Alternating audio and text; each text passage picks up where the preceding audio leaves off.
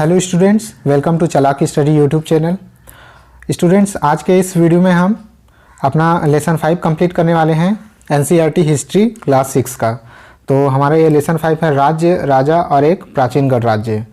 तो स्टूडेंट्स, आइए अपना क्लास हम स्टार्ट करते हैं। तो यहाँ पर दिया हुआ है चुनाव का दिन। जब शंकरन उठा तो उसने देखा कि उसके नाना नानी वोट डालने जा रहे थे। दरअसल वे चुनाव केंद्र पर सबसे पहले पहुंचना चाहते थे। शंकरन जानना चाहता था कि आखिर वे इतने उत्साहित क्यों थे। उसके नाना जी ने उसे जल्दी में समझाने की कोशिश की और कहा कि आज हम अपने शासक का चुनाव करने जा रहे हैं। कुछ लोग शासक कैसे बने। अब इस कहानी को हमारे प्राचीन कहानी से जोड़ा गया है कि कुछ लोग शासक कैसे बने पुराने ज़माने में। लगभग 50 वर्षों से हम अपने शासक का चुनाव मतदान के जरिए करते आ रहे हैं, लेकिन बहुत पहले लोग शासक कैसे बनते थे। हमने अध्याय 4 में यह पढ़ा कि कुछ राजा संभवतः जन यानी लोगों द्वारा चुने जाते थे, परंतु करीब 3000 साल पहले राजा बनने की इस प्रक्रिया में कुछ परिवर्तन दिखाई दिए। कुछ लोग बड़े बड़े यज्ञों का आयोजन कर राजा के रूप में प्रतिष्ठित हो गए।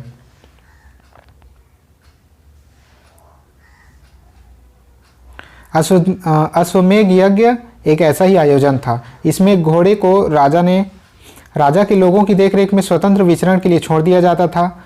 इस घोड़े को किसी दूसरे राजा ने रोका तो उसे वहां अश्वमेध यज्ञ करने वाले राजा से लड़ाई करनी पड़ती थी। अगर उन्होंने घोड़े को जाने दिया तो इसका यह मतलब होता था कि अश्वमेध यज्ञ करने वाला राजा उससे ज़्यादा शक्तिशाली था। उसके बाद उन राजाओं को यज्ञ में आमंत्रित किया जाता था। यह यज्ञ विशिष्ट पुरोहितों द्वारा संपन्न किया जाता था। इसके लिए उन्हें उपहारों से सम्मानित किया जाता था। अश्वमेध यज्ञ करने वाला राजा बहुत शक्तिशाली माना जाता था। यज्ञ में आमंत्रित सभी राजा उसके लिए उपहार लाते थे। यानी कि कोई राजा अश्वमेध यज्ञ कब करता था, जब वह बहुत शक्तिशाली हो जाता था, तभी तो अपने घोड़े को छोड़ देता था और जितनी दूर तक उसका घोड़ा जाता था वो पूरा एरिया उस राजा को हो जाता था। और जो भी दूसरे राजा उस घोड़े को रोक लेते थे तो उस राजा से उसको युद्ध करना पड़ता था। इन सभी आयोजनों में राजा का मुख्य स्थान होता था। उसे राज सिंहासन या बाघ की खाल के लिए एक विशेष आसन पर बिठाया जाता था। युद्ध क्षेत्र में राजा का सारथी ही उसका सहचर होता था। यज्ञ के अवसर पर वह राजा की विजयों तथा अन्य गुणों का गान करता था। राजा के सगे संबंधी, खासकर उसकी रानियों तथा पुत्रों को भी कई छोटे छोटे अनुष्ठान करने होते थे। अन्य सारे आमंत्रित राजाओं का काम सिर्फ बैठकर यज्ञ की पूरी प्रक्रिया को देखना भर था। राजा के ऊपर पुरोहित पवित्र जल के छिड़काव के साथ साथ अन्य कई अनुष्ठान करता था। विष अथवा वैश्य जैसे सामान्य लोग उपहार लाते थे, जिन्हें पुरोहित शूद्र मानते थे। उन्हें कई अनुष्ठानों में शामिल नहीं किया जाता था। अब यहाँ पर दिया है वर्ण। जो ऋग्वेद में वर्ण व्यवस्था के बारे में बताया गया है उसके बारे में यहाँ पर दिया हुआ है वर्ण। इस समय उत्तर भारत में खासकर गंगा यमुना क्षेत्र में कई ग्रंथ रचे गए। ऋग्वेद के बाद रचे होने के कारण ये उत्तर वैदिक ग्रंथ कहे जाते हैं। ऋग्वेद के बाद जो भी ग्रंथ रचे गए उनको उत्तर वैदिक ग्रंथ कहे जाते थे। इनके अंतर्गत सामवेद, यजुर्वेद, अथर्ववेद तथा अन्य ग्रंथ शामिल थे। यानी ऋग्वेद और ये सभी उत्तर वैदिक ग्रंथ थे। पुरोहितों द्वारा रचित इन ग्रंथों में विभिन्न प्रकार के अनुष्ठान और उसके संपादन की विधियां बताई गई है।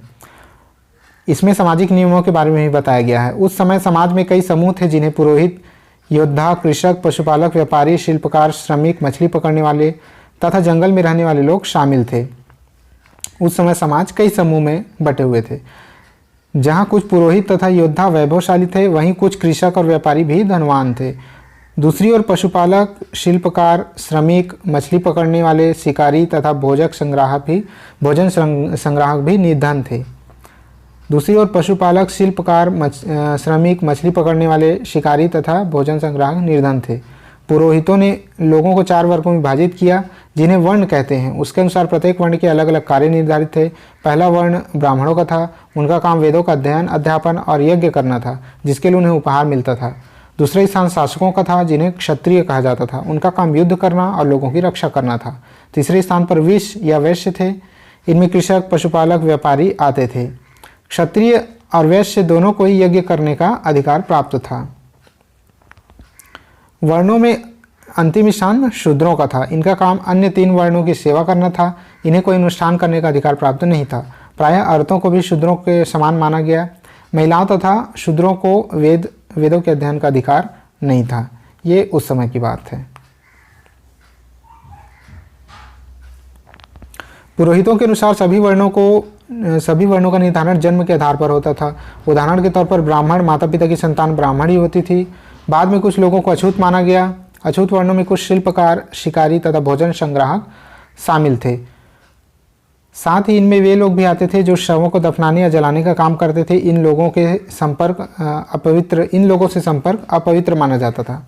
कई लोगों ने ब्राह्मणों द्वारा बनाई हुई इस वर्ण व्यवस्था को स्वीकार नहीं किया। कुछ राजा स्वयं को पुरोहितों से श्रेष्ठ मानते थे। कुछ लोग जन्म के आधार पर वर्ण निर्धारण सही नहीं मानते थे। इसके अतिरिक्त कुछ लोग व्यवसाय के आधार पर लोगों के बीच भेदभाव उचित नहीं समझते थे, जबकि कुछ लोग चाहते थे कि अनुष्ठान संपन्न कराने का अधिकार सबका हो।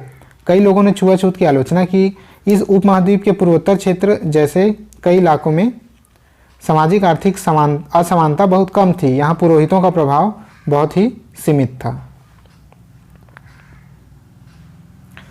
अब है जनपद। अब ये जनपद क्या है इसके बारे में पढ़ेंगे।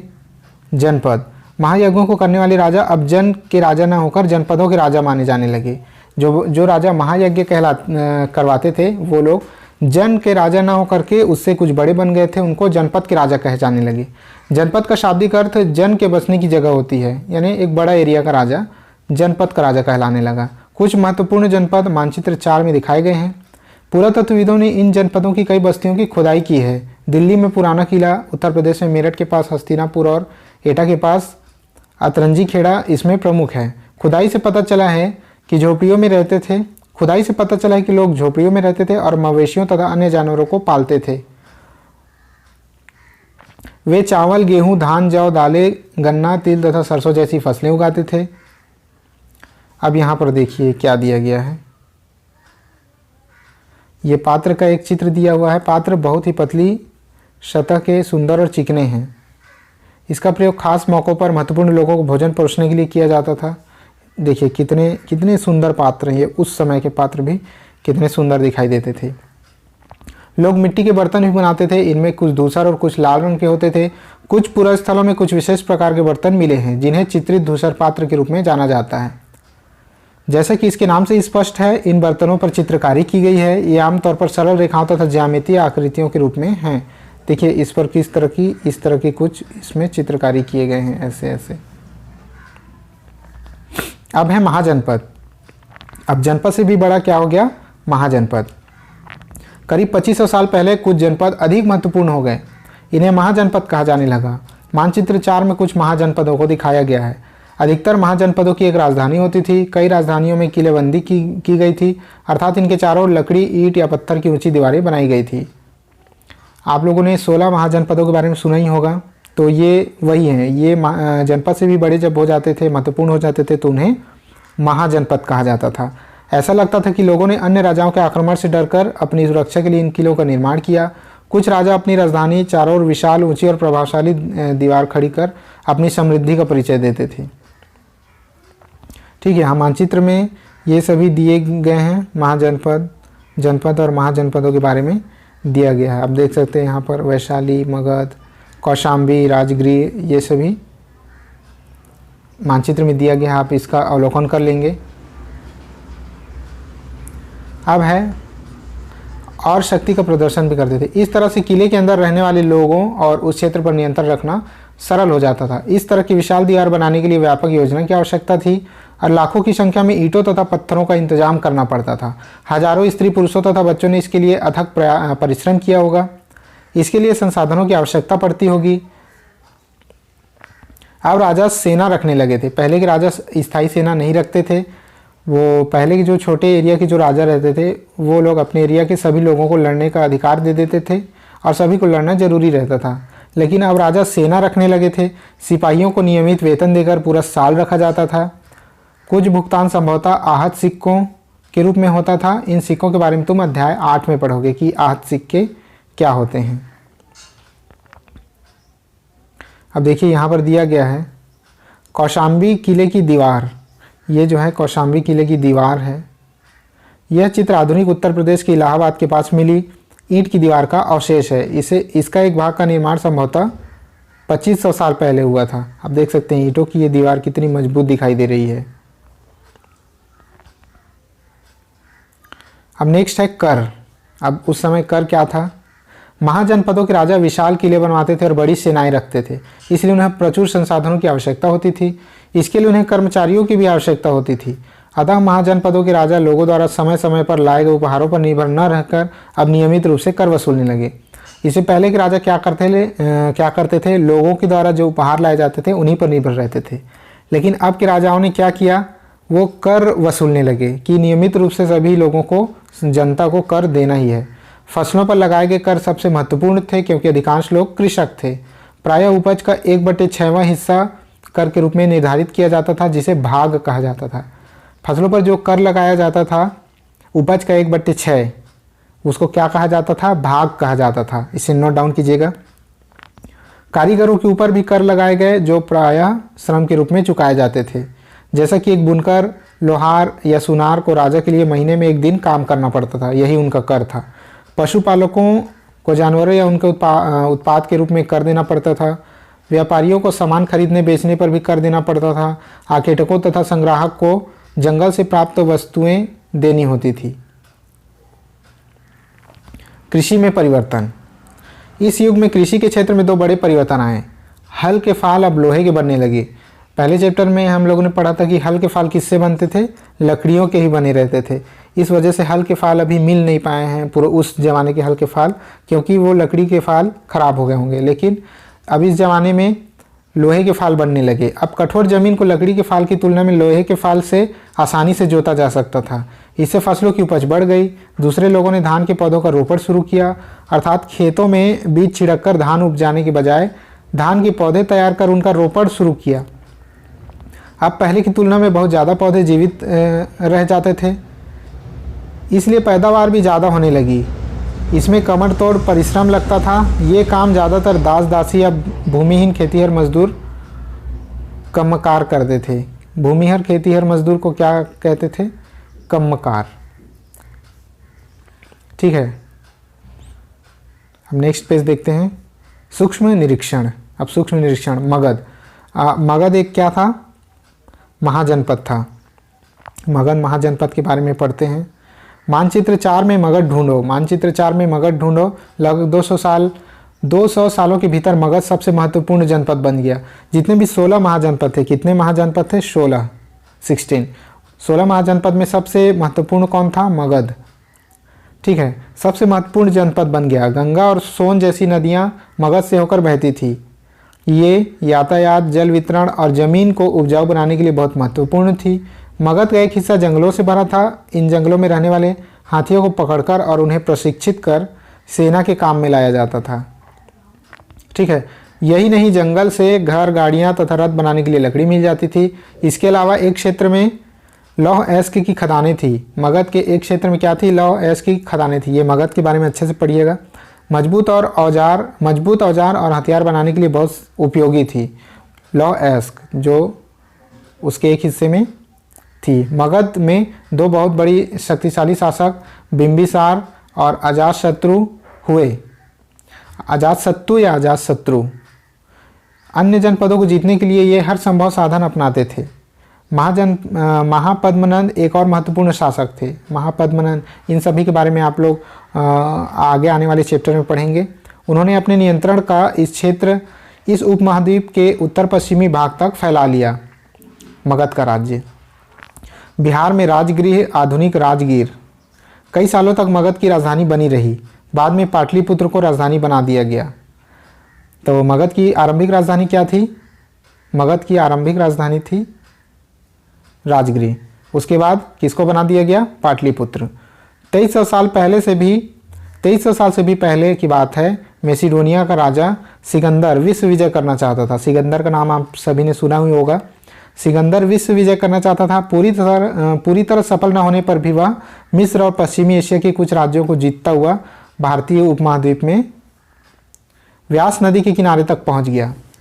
जब उसने मगध की ओर कूच करना चाहा तो उसके सिपाहियों ने इनकार कर दिया। वे इस बात से भयभीत थे कि भारत के शासकों के पास पैदल, रथ और हाथियों की बहुत बड़ी सेना थी। तो इस वजह से सिकंदर की सेना ने आगे बढ़ने से मना कर दिया था। अब दूसरा है वज्जी। ठीक है, मगध हमने पढ़ लिया। अब दूसरा दिया गया है वज्जी। जैसे कि तुमने ऊपर पढ़ा, मगध एक शक्तिशाली राज्य बन गया था। उसके नज़दीक ही वज्जी राज्य था जिसकी राजधानी वैशाली, उसकी राजधानी क्या थी? वैशाली, बिहार, जहाँ एक अलग किस्म की शासन व्यवस्था थी जिसे गढ़ या संघ कहते थे। कौन सी शासन व्यवस्था थी? गढ़ या संघ, जिसकी राजधानी क्या थी? वैशाली। और वहाँ किस तरह का शासन व्यवस्था था? गढ़ या संघ। गढ़ या संघ में कई शासक होते थे। कभी कभी लोग एक साथ शासन करते थे जिसमें से प्रत्येक व्यक्ति राजा कहलाता था। ये सभी राजा विभिन्न अनुष्ठानों को एक साथ संपन्न करते थे। सभाओं में बैठकर ये बातचीत, बहस और वाद विवाद के जरिए तय करते थे कि क्या करना है और किस तरह करना है। शत्रुओं के आक्रमण से निपटने के लिए वे मिलकर चर्चाएं करते थे। स्त्रियां, दास तथा कमकार इन सभाओं में हिस्सा नहीं ले सकते थे। स्त्रियां, दास और कमकार इन सभा में हिस्सा उन्हें लेने का अधिकार नहीं था। बुद्ध तथा महावीर, जिनके बारे में तुम अध्याय 6 में पढ़ोगे, दोनों ही गढ़ या संघ से संबंधित थे। गढ़ या संघ से संबंधित थे कौन? बुद्ध और महावीर जी। बौद्ध साहित्य में संघ के जीवन का बहुत ही सजीव वर्णन मिलता है। ठीक है, बौद्ध साहित्य में जो संघ का जो जीवन है उसका बहुत ही इम्पोर्टेंस है। अब यहाँ पर बॉक्स में दिया हुआ है, वज्जी संघ का यह वर्णन दीघ निकाय से लिया गया है। दीघ निकाय एक प्रसिद्ध बौद्ध ग्रंथ है। दीघ निकाय क्या है? एक प्रसिद्ध बौद्ध ग्रंथ है। बौद्ध ग्रंथ है क्या? दीघ निकाय, जिसमें बुद्ध के कई व्याख्यान दिए गए हैं। इसमें करीब 2300 साल पहले लिखा गया। इसे करीब कब लिखा गया? 2300 साल पहले। अब यहाँ दिया हुआ है अजातशत्रु के बारे में। अजातशत्रु या अजातशत्रु और वज्जी संघ। अजातशत्रु वज्जी संघ पर आक्रमण करना चाहते थे। उन्होंने अपने मंत्री वत्सकार को बुद्ध के पास सलाह के लिए भेजा। बुद्ध ने उनसे पूछा कि क्या वज्जी सभाएं नियमित रूप से होती हैं तथा उनमें सभी सदस्य उपस्थित होते हैं। जब उन्हें पता चला कि ऐसा होता है तो उन्होंने कहा कि वज्जीवासी तब तक उन्नति करते रहेंगे जब तक वो कब तक उन्नति करते रहेंगे? जब तक वे पूर्ण रूप से नियमित सभाएं करते रहेंगे, आपस में मिलजुल कर काम करते रहेंगे, पारंपरिक नियमों का पालन करते रहेंगे और बड़ों का सम्मान, समर्थन और उनकी बातों पर ध्यान देते रहेंगे। तो बुद्ध ने वज्जी संघ के बारे में ये सब कहा था। उसके अलावा भी और कुछ बातें हैं कि वज्जी महिलाओं के, यानी वज्जी कब तक तरक्की करते रहेगा? वज्जी महिलाओं के साथ जोर जबरदस्ती नहीं करेंगे और उन्हें बंधक नहीं बनाएंगे। शहरों तथा गांवों में चैत्यों का रखरखाव करेंगे। विभिन्न मतावलंबी संतों का सम्मान करेंगे और उनके आने या जाने पर कोई रोक नहीं लगाएंगे। वज्जी संघ तब तक तरक्की करता रहेगा और शक्तिशाली राजा भी उसको जीत नहीं पाएंगे। कई शक्तिशाली राजा इन संघों को जीतना चाहते थे। इसके बावजूद उनका राज्य अब से लगभग 1500 साल पहले तक चलता रहा। यानी कि वज्जी संघ का राज्य, स्वतंत्र राज्य, आज से 1500 साल पहले तक चलता ही रहा, उसको कोई जीत नहीं पाया। उसके बाद गुप्त शासकों ने गढ़ और संघ पर विजय प्राप्त करके उन्हें अपने राज्य में शामिल कर लिया।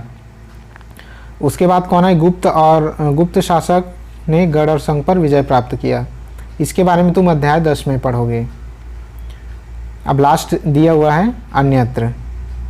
ठीक है, तो देख लेते हैं अन्यत्र में यहाँ इस चैप्टर में क्या दिया हुआ है। सभी चैप्टर में कुछ ना कुछ दूसरे जगह के बारे में भी थोड़ा थोड़ा दिया गया है। अब यहाँ फिर एटलस का जिक्र आ गया। अपने एटलस में यूनान और एथेंस को ढूंढो।